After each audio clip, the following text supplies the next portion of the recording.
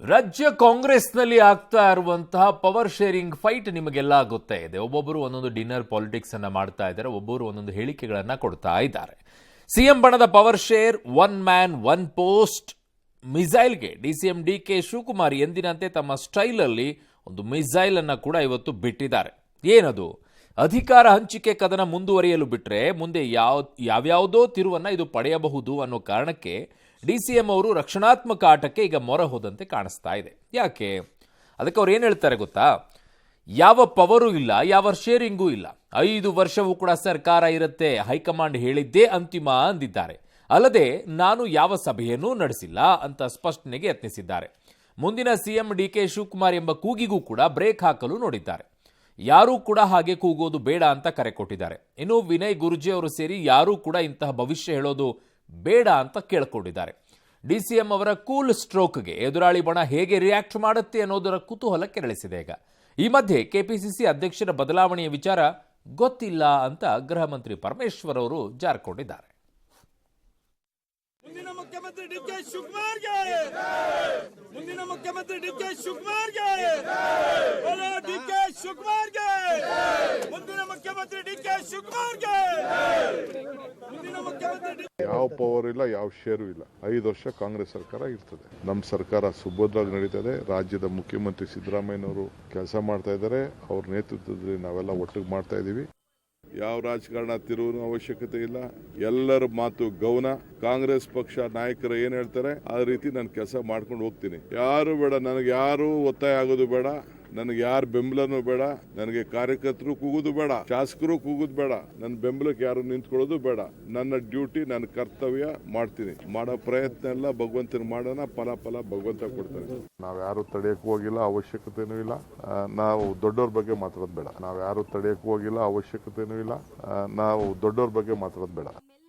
ಯಾವ ಗುರುಜಿಗಳಿಗೂ ನಾನು ಮನವಿ ಮಾಡ್ಕೊಡ್ತೀನಿ, ದಯವಿಟ್ಟು ನಮ್ಮ ಸರ್ಕಾರದ ವಿಚಾರದಲ್ಲಿ ಯಾರು ತಮ್ದು ಯಾವ ಹೇಳಿಕೆಯನ್ನು ಬೇಡ, ಯಾರ ಭವಿಷ್ಯನೂ ನುಡಿಯುವಂಥದ್ದು ಅವಶ್ಯಕತೆ ಇಲ್ಲ ಅಂತ ನಾನು ಪ್ರಾರ್ಥನೆ ಮಾಡ್ತೀನಿ. ಅದ್ರ ಬಗ್ಗೆ ನನಗೆ ಮಾಹಿತಿ ಇಲ್ಲ. ಯಾವ ಮಾಹಿತಿನೂ ಕೂಡ ಅದ್ರ ಬಗ್ಗೆ ಡೆಲ್ಲಿಯಿಂದ ಆಗಲಿ ಅಥವಾ ಇಲ್ಲಿಂದ ಆಗಲಿ ನಮ್ಗೆ ಯಾವುದೂ ಗೊತ್ತಿಲ್ಲ. ಒಂದಂತೂ ಸ್ಪಷ್ಟ, ಉಳಿದಂತ ನಾಯಕರೆಲ್ಲ ಸೇರಿ ಡಿಕೆ ಶಿವಕುಮಾರ್ ಅವರಿಗೆ ಒಂಥರ ಫ್ರಸ್ಟ್ರೇಟ್ ಆಗಬೇಕು, ಇರಿಟೇಟ್ ಆಗಬೇಕು ಅನ್ನೋ ನಿಟ್ಟಿನಲ್ಲಿ ಎಲ್ಲಾ ಪ್ರಯತ್ನಗಳನ್ನ ಮಾಡಿದ್ದಿದೆ. ಅದರಲ್ಲಿ ಯಾವ ಅನುಮಾನನೂ ಇಲ್ಲ. ಡಿಕೆ ಶಿವಕುಮಾರ್ ಅವರು ಹೇಳ್ತಾ ಇದ್ದಾರೆ ಯಾವ ಪವರ್ ಶೇರಿಂಗೂ ಇಲ್ಲ, ಏನೂ ಇಲ್ಲ ಅಂತ ಹೇಳಿ. ಯಾವ ಪವರು ಇಲ್ಲ, ಯಾವ ಶೇರಿಂಗೂ ಇಲ್ಲ ಅಂತೇಳಿ. 5 ವರ್ಷವೂ ಸರ್ಕಾರ ಇರುತ್ತೆ ಅಂತ ಹೇಳ್ತಾರೆ. 5 ವರ್ಷವೂ ಸಿದ್ದರಾಮಯ್ಯನವರೇ ಮುಖ್ಯಮಂತ್ರಿ ಆಗಿರ್ತಾರೆ ಅನ್ನುವಂಥದ್ದನ್ನ ಹೇಳಲ್ಲ. ಅಗೇನ್ ಕ್ವಶನ್ ಮಾರ್ಕ್ ಆಗಿ ಉಳ್ಕೊಳ್ಳುತ್ತೆ. ಸೊ ಹೈಕಮಾಂಡ್ ಹೇಳಿದ್ದೇ ಅಂತಿಮ ಅಂತಿದ್ದಾರೆ. ಅಂದರೆ ಆ ಪೇಜನ್ನು ಓಪನ್ ಮಾಡಿ ಇಟ್ಕೊಳ್ತಾ ಇದ್ದಾರೆ, ಕ್ಲೋಸ್ ಆಗಿಲ್ಲ ಅದು.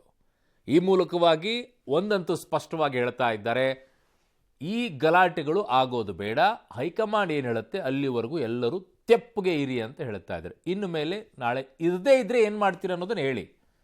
ನಾಳೆನೂ ಹಿಂಗೆ ಯಾರಾದರೂ ಶುರು ಮಾಡ್ಕೊಂಡ್ರಂದ್ರೆ ನೀವು ಅಧ್ಯಕ್ಷರಾಗಿ ಏನು ಮಾಡ್ತೀರಾ? ಯಾಕೆ ಈ ಮಾತನ್ನು ಹೇಳ್ತಾ ಇದ್ದೀರಿ ಅಂದರೆ ನಿಮ್ಮ ಪಕ್ಷದಲ್ಲಿ ಏನಾಗುತ್ತೆ ನಮಗೆ ಬೇಕಾಗಿಲ್ಲ. ನಾವು ಈ ದೇಶದ, ಈ ರಾಜ್ಯದಲ್ಲಿರುವಂಥ ಪ್ರಜೆಗಳಾಗಿ ಈ ರಾಜ್ಯದಲ್ಲಿರುವಂಥ ಒಂದು ಸರ್ಕಾರ ಹೇಗೆ ನಡೀತಾ ಇದೆ ಅನ್ನೋದನ್ನು ನೋಡಿಕೊಂಡು ಈ ರೀತಿಯಾಗಿ ಮಾಡ್ಕೊಂಡು ಕೂತ್ಕೊಂಡಿದ್ದನ್ನು ನೋಡ್ಕೊಂಡು ಕೂತ್ಕೊಳ್ಳೋಕ್ಕಾಗಲ್ಲ. ಟೇಕ್ ಎ ಕಾಲ್. ಈ ಥರ ಮಾತನಾಡುವಂಥವ್ರು ಇದ್ರೆ ಏನು ಮಾಡಬೇಕು ಅಂತ ಹೇಳಿ ಡಿಸೈಡ್ ಮಾಡ್ಕೊಳ್ಳಿ. ಒಬ್ಬೊಬ್ಬರು ಒಂದೊಂದು ಹೇಳಿಕೆಯನ್ನು ಕೊಟ್ಕೊಂಡು ಓಡಾಡ್ತಾ ಇರ್ತೀರಾ. ಒಂದು ಕಾಲ್ ತಗೊಳ್ಳಿ. ಈ ಥರ ಹೇಳಬೇಡಿ. ಈಗ ಒಂದು ಹೇಳಿದಿರಲ್ವಾ, ಮುಗೀತು. ಅದಾದ ನಂತರ ಹೇಳಿದರೆ ಏನು ಮಾಡ್ತೀರಾ ಅನ್ನೋದನ್ನು ಸ್ಪಷ್ಟವಾಗಿ ಹೇಳಿಬಿಡಿ. ಏನು ಕ್ರಮ ತಗೊಳ್ತೀರಿ? ಕ್ರಮ ತಗೊಳಕ್ಕಾಗತ್ತಾ? ಆಗಲ್ಲ. ಹಾಗೇನು ಮತ್ತೆ ಹೈಕಮಾಂಡ್ನಿಂದ ಒಂದು ಮೆಸೇಜನ್ನು ಪಾಸ್ ಮಾಡಿಸ್ಬೇಕು ಅಷ್ಟೇ. ಕಾರಣ ಎಲ್ಲರೂ ಕೂಡ ಸೀನಿಯರ್ಸ್ ಇದ್ದಾರೆ. ಒಂದು ಬದಲಾವಣೆ ಇದೆ. BJPಯಲ್ಲಿ ಒಂದು ಬದಲಾವಣೆ 2020, 21, 22 ಸುಮಾರಲ್ಲಿ ಆಗೋಗ್ಬಿಡ್ತು. ಹಿರಿಯ ತಲೆಗಳೆಲ್ಲ ಸೈಡಿಗೆ ಹೋಗುವಂಗಾಯ್ತು, ಹೊಸ ತಲೆಗಳು ಮುನ್ನೆಲೆಗೆ ಬರುವಂಗಾಯ್ತು. ಈಗ ಕಾಂಗ್ರೆಸ್ನ ಸರದಿ ಇದೆ. ಹಿರಿಯ ತಲೆಗಳೆಲ್ಲ ಸೈಡಿಗೆ ಸರಿಯುವಂಥ ಪರಿಸ್ಥಿತಿ, ಹೊಸ ತಲೆಗಳು ಮುಂದೆ ಬರುವಂಥ ಪರಿಸ್ಥಿತಿ. ಈ ಸಂಘರ್ಷ ಏನಿದೆ, ಆ ಸಂಘರ್ಷ ಎಲ್ಲಿಗೆ ಹೋಗಿ ನಿಲ್ಲುತ್ತೋ ಗೊತ್ತಿಲ್ಲ. ಅಲ್ಲಿ ಅಮೃತನೂ ಬರ್ಬೋದು, ವಿಷಾನೂ ಬರಬಹುದು. ಯಾರು ಯಾವ ವಿಷವನ್ನು ಕಕ್ತಾರೆ, ಯಾರು ಯಾವ ಅಮೃತವನ್ನು ಕೊಡ್ತಾರೆ ಗೊತ್ತಿಲ್ಲ. ಒಟ್ಟಿನಲ್ಲಿ ಒಂದಂತೂ ಸ್ಪಷ್ಟವಾಗಿದೆ, ಈ ಹಿರಿಯ ತಲೆಗಳೆಲ್ಲ ಸರಿಯುವಂಥ ಸಂದರ್ಭದಲ್ಲಿ ಆಗುವಂಥ ಸಂಘರ್ಷದಲ್ಲಿ ಏನಾದರೂ ಒಂದು ನಡೆಯುತ್ತೆ ಅಂತ ಹೇಳಿ. ಅದು ಯಾವ ಹಂತಕ್ಕೆ ಹೋಗುತ್ತೆ ಸದ್ಯಕ್ಕೆ ಅಂತೂ ಕಾಣಿಸ್ತಾ ಇಲ್ಲ. ಮುಂದೊಂದು ದಿನ ಕಾಣಿಸ್ಬಹುದು, ಇನ್ನೊಂದು ಸ್ವಲ್ಪ ದಿನ ಹೋದ ನಂತರ. ಇನ್ನು ಡಿನ್ನರ್ ಪಾಲಿಟಿಕ್ಸ್ ನಿಲ್ಲೋ ಹಾಗೆ ಕಾಣಿಸ್ತಾ ಇಲ್ಲ. ದಲಿತ ಶಾಸಕ ಸಚಿವರ ಸಭೆ ಮಾಡಲೇಬೇಕು ಅನ್ನುವಂಥ ಹಠಕ್ಕೆ ಪರಮೇಶ್ವರ್ ಟೀಮ್ ಬಿದ್ದಿದೆ. ಈಗ ಮುಂದಿನ ವಾರದಲ್ಲಿ ದಲಿತ ಶಾಸಕ ಸಚಿವರ ಡಿನ್ನರ್ ಮೀಟಿಂಗ್ಗೆ ತೆರೆಮರೆಯ ಸಿದ್ಧತೆಯನ್ನ ನಡೆಸಿದಂಗೆ ಕಾಣಿಸ್ತಾ ಇದೆ. ಈ ಬಗ್ಗೆ ಹೈಕಮಾಂಡ್ಗೆ ಮನವರಿಕೆ ಮಾಡಿಕೊಟ್ಟು ಮುಂದುವರಿಬೇಕು ಅಂತ ಪ್ಲಾನ್ ಅನ್ನ ಮಾಡಿಕೊಂಡಿದೆ. ಆದರೆ ಇದಕ್ಕೆ ಪರೋಕ್ಷವಾಗಿ ಮೂಗುದಾರ ಹಾಕೋಕೆ ಹೈಕಮಾಂಡ್ ಪ್ಲಾನ್ ಮಾಡ್ತಾ ಇದೆಯಂತೆ. ನೀವು ಸಭೆ ಮಾಡಿ ಬೇಡ ಅನ್ನೋದಿಲ್ಲ, ಆದರೆ ಈ ಸಭೆಯಲ್ಲಿ ಸಿಎಂ ಮತ್ತು ಡಿಸಿಎಂ ಇರಲಿ ಅನ್ನುವಂಥ ಫಾರ್ಮುಲಾ ಫಿಕ್ಸ್ ಮಾಡೋಕ್ಕೆ ಚಿಂತನೆ ನಡೆಸಿದೆ. ಅಲ್ಲಿ ಸೊಲ್ಯೂಷನ್ ಇಸ್ ಕ್ಲಿಯರ್.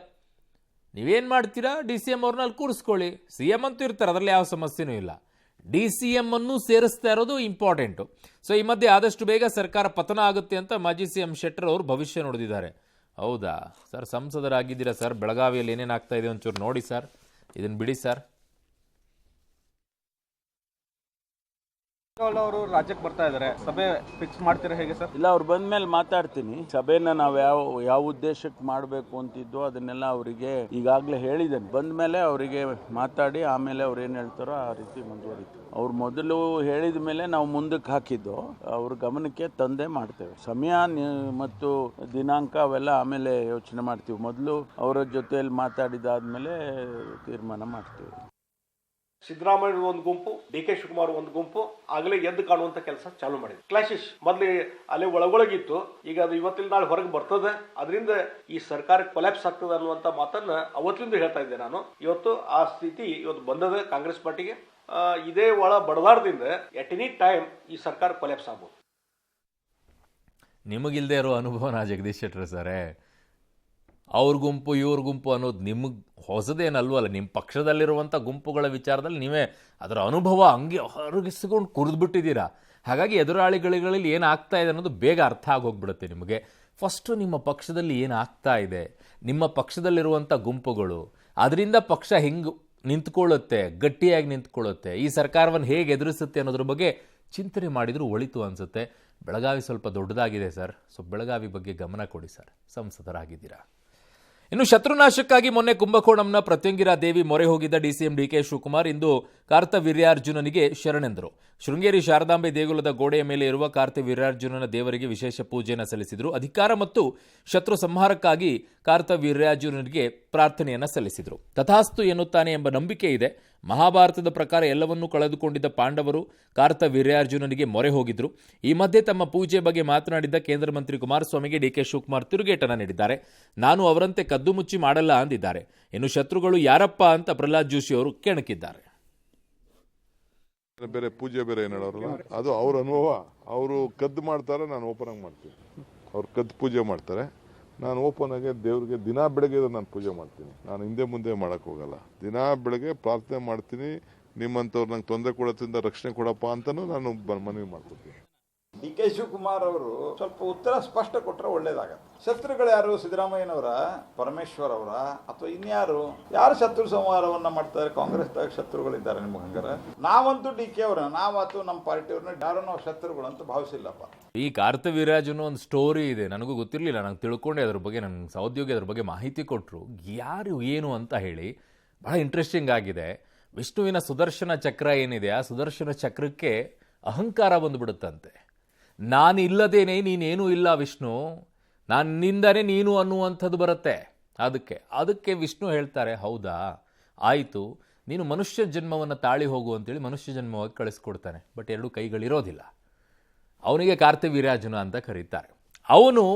ಆಮೇಲೆ ಅವನಿಗೆ ಗೊತ್ತಾಗತ್ತೆ, ಇಲ್ಲ ನೀನಿದ್ರೇನೆ ನಾನು ಬರೀ ಒಂದು ಆಯುಧ ಅನ್ನೋದರ ಮನವರಿಕೆ ಆಮೇಲೆ ಆ ಸುದರ್ಶನ ಚಕ್ರಕ್ಕೆ ಗೊತ್ತಾಗತ್ತಂತೆ. ಆವಾಗ ತಪಸ್ಸು ಮಾಡ್ತಾರೆ. ತಪಸ್ಸು ಮಾಡಿದ ನಂತರ ವಿಷ್ಣು ಬಂದು ತಥಾಸ್ತು ಅಂತ ಹೇಳ್ತಾನೆ. ಹಾಗಾಗಿ ಸಹಸ್ರ ಬಾಹುಗಳುಳ್ಳುವಂಥ ಒಂದು ವರವನ್ನು ಕೊಡ್ತಾರೆ. ಆಗ್ಲೇ ಕಾರ್ತವೀರ್ಯಾರ್ಜುನಿಗೆ ಸಹಸ್ರ ಬಾಹುಗಳು ಬರುತ್ತೆ. ಆರಂಭದಲ್ಲಿ ಇರೋದಿಲ್ಲ ಅಂತ ಒಂದು ನಂಬಿಕೆ, ಒಂದು ಕಥೆ ಇದೆ, ಓಡಾಡುತ್ತೆ ಆ ವಿಚಾರದಲ್ಲಿ. ಅದ್ರ ಬಗ್ಗೆ ನನಗೆ ಗೊತ್ತಿರಲಿಲ್ಲ, ಬಹಳ ವಿಶೇಷವಾಗಿತ್ತದು. ಆ ನಿಟ್ಟಲ್ಲಿನೇ ಪೂಜೆಯನ್ನು ಮಾಡಿದಾರಂತೆ. ಈಗ ಅದಕ್ಕೆ ಇನ್ನೊಂದಿಷ್ಟು ಕಥೆಗಳು ಕೂಡ ಬರುತ್ತೆ. ರಾವಣನ ವಿಚಾರದಲ್ಲಿ, ರಾಮಾಯಣದ ವಿಚಾರದಲ್ಲೂ ಕಾರ್ತವೀರ್ಯಾರ್ಜುನ ಬರುತ್ತೆ. ಮಹಾಭಾರತದ ವಿಚಾರದಲ್ಲೂ ಕೂಡ ಇವರ ಉಲ್ಲೇಖಗಳಾಗ್ತಾ ಹೋಗುತ್ತೆ. ಸೊ ಅನೇಕ ಕಥೆಗಳು ಬರ್ತವೆ ಕಾರ್ತವೀರ್ಯಾರ್ಜುನದು. ಸೊ ಇಲ್ಲೂ ಕೂಡ ಇದೆ. ಅದ್ರ ಹೋಗಿ ಪೂಜೆಯನ್ನು ನೆರವೇರಿಸ್ಕೊಂಡು ಬಂದಿದ್ದಾರೆ. ಇನ್ನು ಶತ್ರುಗಳು ಯಾರಪ್ಪ ಅಂತ ಪ್ರಹ್ಲಾದ್ ಜೋಶಿ ಅವರೆಲ್ಲ ಕೇಳಿದ್ದಾರೆ. ಹೌದಾ ಸರ್, ಅವ್ರ ಪಕ್ಷದ ಬಿಡಿ ಸರ್, ನಿಮ್ಮಲ್ಲಿ ಯಾರ್ಯಾರು ಶತ್ರುಗಳಿದ್ದಾರೆ ಅಂತ ನೋಡಿ. ಯಾರಿಗೆ ಯಾರು ಶತ್ರು ಇದ್ದಾರೆ, ಯಾರಿಗೆ ಯಾರು ಗೆಳೆಯರಾಗಿ ಆಪ್ತ ಮಿತ್ರರಾಗಿದ್ದಾರೆ ಅಂತ ಸ್ವಲ್ಪ ನಿಮ್ಮ ಪಕ್ಷದಲ್ಲಿ ನೋಡಿ ಸರ್. ಆಮೇಲೆ ಉಳಿದವ್ರದ್ದೆಲ್ಲ ನೋಡುವಂತ್ರೆ. ಇನ್ನು ಒಡೆದ ಮನೆಯಾಗಿರುವಂಥ ರಾಜ್ಯ ಬಿಜೆಪಿಯನ್ನ ಅದೇ ಬಂತಲ್ಲ, ಇನ್ನು ಸರಿ ಮಾಡೋಕೆ ವಿಜಯೇಂದ್ರ ಅವರು ಇನ್ನಿಲ್ಲದ ಕಸರತ್ತನ್ನು ನಡೆಸ್ತಾ ಇದ್ದಾರೆ. ರಾಜ್ಯಾಧ್ಯಕ್ಷ ಚುನಾವಣೆ ಸಮಯದಲ್ಲಿ ಯಡಿಯೂರಪ್ಪ ಸೂಚನೆಯ ಮೇರೆಗೆ ಈಗ ವಿಜಯೇಂದ್ರ ರಾಜಿ ಸಂಧಾನಕ್ಕೆ ಯತ್ನಿಸ್ತಾ ಇದ್ದಾರೆ. ಯತ್ನಾಳ್ ಟೀಮ್ಗೆ ಪದಾಧಿಕಾರಿಗಳ ಪೋಸ್ಟ್ ಕೊಡುವ ಆಫರ್ ಅನ್ನು ನೀಡಿದ್ದಾರೆ. ಆದರೆ ಇದಕ್ಕೆ ಯತ್ನಾಳ್ ಬಣ ಒಪ್ಪುವ ಸಾಧ್ಯತೆ ಕಡಿಮೆ ಇದೆ ಅಂತಿದ್ದಾರೆ. ಇದಕ್ಕೆ ಪೂರಕ ಎಂಬಂತೆ ವಿಜಯೇಂದ್ರ ವಿರುದ್ಧ ಯತ್ನಾಳ್ ಮತ್ತೊಮ್ಮೆ ಮಾತಿನ ಮತಾಪನ್ನ ಸಿಡಿಸಿದ್ದಾರೆ. ಅದು ನಿಲ್ಲೋ ಲಕ್ಷಣಗಳಂತೂ ಕಾಣಿಸ್ತಾ ಇಲ್ಲ. 17 ಜನ ಫೋನ್ ಮಾಡಿದ್ರು ನಿನ್ನೆ ನನಗೆ. ನಾವೆಲ್ಲ ಹೋಗಿವಿ, ನಾವು ಯಾರೂ ಆತ್ಮಸಾಕ್ಷಿಯಾಗಿ ಹೋಗಿಲ್ಲ. ರಾಜ್ಯ ಅಧ್ಯಕ್ಷ ಹುದ್ದೆಯಲ್ಲಿ ಇರುವುದರಿಂದ ಹೋಗಿವಿ. ಪ್ರಿಯಾಂಕಾ ಖರ್ಗೆ ವಿರುದ್ಧ ಹೋರಾಟ ಮಾಡ್ತಾರಲ್ಲ, ಅವ್ರಿಗೇನು ಭಯ ಹಾಕಿರ್ಬೇಕಂತ. ಅದಕ್ಕೆ ವಿಜಯೇಂದ್ರ ಬರಲಿಲ್ಲ. ಅಬ್ಸೆಂಟ್ ಯಾಕೆ ಉಳಿದ್ರು ಪ್ರಿಯಾಂಕಾ ಖರ್ಗೆ ಅವ್ರಿಗೆ ಧಮಕಿ. ಮಾನ್ಯ ಯತ್ನಾಳ್ ಅವ್ರ ಕತೆ ಇನ್ನೂ ಯಾಕೋ ನಿಲ್ಲುವಂಗ ಲಕ್ಷಣಗಳು ಕಾಣಿಸ್ತಾ ಇಲ್ಲ. ಈ ಬಿಜೆಪಿ ಅವರಿಗೆ ತಮ್ಮ ಪಕ್ಷದಲ್ಲಿರುವಂಥ ವಿಚಾರಗಳನ್ನು ಸರಿಪಡಿಸ್ಕೊಳ್ಳೋದು ಬಿಟ್ಬಿಟ್ಟು ಇನ್ನುಳಿದಿದ್ದೆಲ್ಲ ಮಾತನಾಡ್ತಾರೆ. ಒಂದಂತೂ ಕ್ಲಿಯರ್ ಇದೆ, ಯತ್ನಾಳ್ ಅವರ ಟೀಮ್ನಲ್ಲಿ ವಿಜಯೇಂದ್ರ ಅವರು ರಾಜ್ಯಾಧ್ಯಕ್ಷರಾಗಿ ಮುಂದುವರಿಬಾರ್ದು ಅಂತ ಹೇಳಿ. ಯಾಕೆ ಇವೆಲ್ಲವೂ ಬಂದಿದ್ದಾವೆ ಅಂತಂದರೆ, ನಾನು ಕೇಳ್ತಾ ಇದ್ದೆ ವಿಚಾರದಲ್ಲಿ. ನೋಡಿ, ವಿಜಯೇಂದ್ರ ಅವ್ರಿಗೆ ಏನಾಗ್ಬಿಟ್ಟಿದೆ, ಅವರು KJP ಪಕ್ಷವನ್ನು ಕಟ್ಟಿದಂಥ ಸಂದರ್ಭದಲ್ಲಿ ಅವರನ್ನು ನಂಬಿಕೊಂಡು ಬಂದಿರುವಂಥ ಯಾರೆಲ್ಲ ನಾಯಕರುಗಳಿದ್ದಾರೆ ಅವರನ್ನೇ ಅವರು ಪೋಷಿಸ್ತಾ ಬೆಳೆಸ್ತಾ ಇದ್ದಾರೆ. ಇದು ನಮಗೆ ಬೇಸರ ಆಗಿದೆ ಅಂತ ಹೇಳಿ. ಯಾಕೆ ನಾವಿಲ್ವಾ BJPಯಲ್ಲಿ ಪಕ್ಷವನ್ನು ಕಟ್ಟಿ ನಿಂತಂಥವರು? ನಮಗೆ ಯಾಕೆ ಅವಕಾಶ ಕೊಡ್ತಿಲ್ಲ? ಅವರನ್ನು ನಂಬ್ಕೊಂಡಿದ್ದಂಥ KJPಯಲ್ಲಿದ್ದವ್ರನ್ನ ಕರ್ಕೊಂಡು ಬಂದುಬಿಟ್ಟು ನೀವು ಜಿಲ್ಲಾಧ್ಯಕ್ಷರನ್ನಾಗಿ ಮುಂದುವರಿಸ್ತಾ ಇದ್ದೀರಾ ಬೇರೆ ಬೇರೆ ಜಿಲ್ಲೆಗಳಲ್ಲಿ. ನಮ್ಮನ್ನು ಯಾಕೆ ಕನ್ಸಿಡರ್ ಮಾಡ್ತಾ ಇಲ್ಲ? ನಿಮ್ಮದೇ ಒಂದು ಗುಂಪು ಕಟ್ಕೊಂಡಿದ್ದೀರಾ ಅನ್ನುವಂಥ ಒಂದಿಷ್ಟು ಆ ಥರದ ಒಂದಿಷ್ಟು ಸಂಕಟಗಳನ್ನು ಯತ್ನಾಳ್ ಅವರ ಟೀಮ್ನವರು ತೋರಿಸ್ಕೊಳ್ತಾರೆ. ಹಾಗಾಗಿ ಎನಿ ಕಂಡೀಷನ್ ಒಪ್ಕೊಳ್ಳೋಗ್ತಾ ಇರಲಿಲ್ಲ, ರಾಜ್ಯಾಧ್ಯಕ್ಷರ ಬದಲಾವಣೆ ಆಗಲೇಬೇಕು ಅಂತಿದ್ದಾರೆ. ಅದನ್ನು ಸರಿಪಡಿಸೋಕೆ ಈಗ ವಿಜೇಂದ್ರ ಅವರು ಕಸರತ್ತನ್ನು ಮಾಡ್ತಾ ಇದ್ದಾರೆ. ಹೇಗಾಗುತ್ತೆ ಸದ್ಯಕ್ಕೆ ಕಾಣಿಸ್ತಾ ಇಲ್ಲ ಮೇಲ್ನೋಟಕ್ಕೆ. ನಾಳೆ ಮುಂದಿನ ದಿನಗಳಲ್ಲಿ ಗೊತ್ತಾಗುತ್ತೆ, ಕಾರಣ ಫೆಬ್ರವರಿಯಲ್ಲಿ ಚುನಾವಣೆ ಇರೋದ್ರಿಂದ. ಇನ್ನು ಪದಾಧಿಕಾರಿಗಳ ಮೂಲಕವಾಗಿ ಅವ್ರನ್ನ ಸಮಾಧಾನ ಮಾಡಬಹುದೇನೋ ಪೊಸಿಷನ್ಗಳನ್ನು ಕೊಟ್ಟು. ಇನ್ನು ಗ್ಯಾರಂಟಿ ಭಾರಗಳಿಂದ ಜರ್ಜರಿತವಾಗಿರುವ ರಾಜ್ಯ ಸರ್ಕಾರ ಹಿರಿಯ ನಾಗರಿಕರಿಗೆ, ವಿಧವೆಯರಿಗೆ ಕಳೆದ 3-4 ತಿಂಗಳಿಂದ ಸರಿಯಾಗಿ ಪಿಂಚಣಿ ಹಣವನ್ನು ಕೊಟ್ಟೇ ಇಲ್ಲವಂತೆ. ಇದು ಆರೋಪ ಬಂತು. ಹಾಗಾಗಿ ನಾವೇನು ಮಾಡಿದ್ವಿ, ರಿಯಾಲಿಟಿ ಚೆಕ್ ಅನ್ನು ಮಾಡಿದ್ವಿ ಪಬ್ಲಿಕ್ ಟಿವಿ ಮೂಲಕ. ಕೆಲ ತಿಂಗಳುಗಳಿಂದ ಪಿಂಚಣಿ ಹಣ ಇಲ್ಲದೆ ವಯೋವೃದ್ಧರು, ವಿಧವೆಯರು ಒದ್ದಾಡ್ತಾ ಇರೋದು ಬೆಳಕಿಗೆ ಬಂದಿದೆ. ಅಧಿಕಾರಿಗಳನ್ನು ಕೇಳಿದರೆ 10 ಕಾರಣಗಳನ್ನು ಹೇಳ್ತಾರೆ, ಹಲವು ಸಬೂಬುಗಳನ್ನು ಕೊಡ್ತಾರೆ. ಏನು ಮಾಡೋದು ಅಂತ ಗೊತ್ತಾಗ್ತಾ ಇಲ್ಲ ಅಂತ ಅಳಲು ತೋಡಿಕೊಳ್ತಾ ಇದ್ದಾರೆ ವೃದ್ಧರು, ವಿಧವೆಯರು. ಸರ್ಕಾರದಿಂದ ಏನೋ ಅನುಕೂಲ ಮಾಡಿಕೊಟ್ಟವ್ರೆ ಪೆನ್ಷನ್ ಕೊಡೋಕೆ, ಆದರೆ ಪೆನ್ಷನ್ ಬರ್ತಾ ಇಲ್ಲ. ಬ್ಯಾಂಕ್ಗೆ ಹೋಗಿ ಕೇಳಿದ್ರೆ ಬಂದಿಲ್ಲ ಅಂತಾರೆ. 5-6 ತಿಂಗಳಿಂದ ಬಂದಿಲ್ಲ, ಸರ್ಕಾರದವರು ಕಳಿಸಿಲ್ಲ ಅಂತಾರೆ. ಎಷ್ಟು ಬರ್ತಿತ್ತು ಸರ್ ಪೆನ್ಷನ್ ನಿಮಗೆ? 1200. ಪಿಡೋ ಪೆನ್ಷನ್ ಬರ್ತಿತ್ತು, ಇನ್ನೂ ಬರ್ತಾ ಇಲ್ಲ. ಯಾವುದು ಆಯ್ತು, 4-5 ತಿಂಗಳಾಯ್ತು, ಬಂದಿಲ್ಲ. ಬ್ಯಾಂಕಲ್ಲಿ ಕೇಳಿದ್ರಾ? ಕೇಳಿದ್ವಿ, ಇನ್ನು ಬಂದಿಲ್ಲ ಅಂದ್ರು. ಬಂದ್ರೆ ಬರತ್ತಲ್ಲ. ಡಿಸೆಂಬರಿಂದ ಬರಬೇಕಾಗಿತ್ತು. ಇಲ್ಲ ಸರ್, ಯಾವಾಗಲೂ ತಿಂಗಳೇ ಬರ್ತಾ ಇತ್ತು. ಸ್ಟಾಪ್ ಮಾಡೋದು.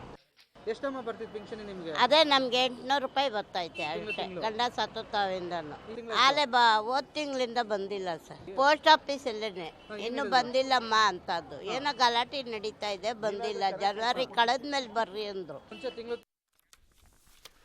ಸ್ಯಾಡ್ ಪಾರ್ಟ್, ಒಂದ್ ಕಡೆಗೆ ಸಚಿವರೇ ಒಪ್ಕೊಳ್ತಾರೆ SC/ST ವಿದ್ಯಾರ್ಥಿಗಳಿಗೆ ಸ್ಕಾಲರ್ಶಿಪ್ ಅನ್ನ ಕೊಡಕ್ಕಾಗಿಲ್ಲ ನಮ್ಮ ಹತ್ರ, ಹಾಗಾಗಿ ಡಿನ್ನರ್ ಮೀಟಿಂಗ್ ಅನ್ನ ಮಾಡ್ತಾ ಇದ್ದೀವಿ ಅಂತ ಸಚಿವರೇ ಅಧಿಕೃತವಾಗಿ ಒಪ್ಕೊಳ್ತಾರೆ. ಈ ಕಡೆಗೆ ನೋಡಿದರೆ ವಯೋವೃದ್ಧರು, ವಿಧವೆಯರಿಗೆ ಹಣವನ್ನು ಕೊಡೋಕ್ಕಾಗ್ತಾ ಇಲ್ಲ.